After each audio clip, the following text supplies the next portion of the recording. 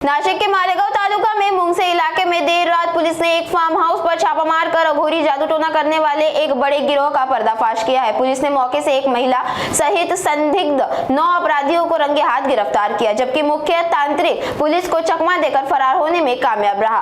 Court ने सभी आरोपियों को रविवार तक पुलिस कस्टडी में भेज दिया है।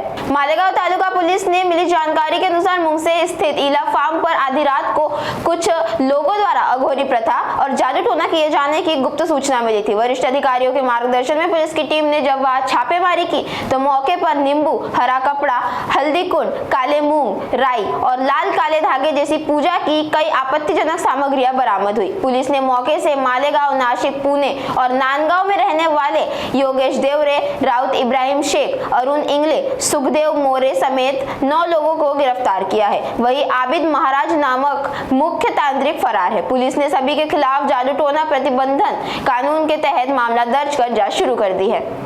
सर, काय सांगाल आपल्या पोलीस स्टेशनच्या हाती जादू टोनाचा प्रकार आला आणि मोठी गॅंग पकडली गेली, नेमकं काय आहे प्रकार, काय सांगाल? प्रकार असा आहे की आम्हाला काल रात्री 11च्या दरम्यान माहिती मिळाली आमच्या गोपनीय बातमीदारामार्फत की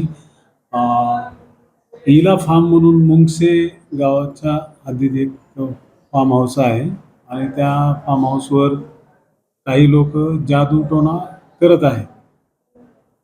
वेगवेगळे लिंबू वगैरे वापरून, लिंबू कपडे वगैरे वापरून जादू टोना करत आहेत। त्या अनुषंगाने आम्ही आमच्या टीमसह रवाना झालो असता तिथे आम्हाला 8 ते 9 लोक जादू टोना करत असलेले दिसून आले। त्या ठिकाणी त्यांनी लिंबू, वेगवेगळ्या रंगाचे कपडे, मोहरी, काळी मोहरी किंवा इतर साहित्य जादू टोना, तांब्या म्हणजे कॉपरचा भांडी, अशा प्रकारचे मांडून ते बसलेले होते। त्या पद्धतीने आम्हाला मिळाल्यानंतर आम्ही त्यांच्या परत कारवाई केली। त्यांना त्या अनुषंगाने, गुन्ह्याच्या अनुषंगाने ताब्यात घेऊन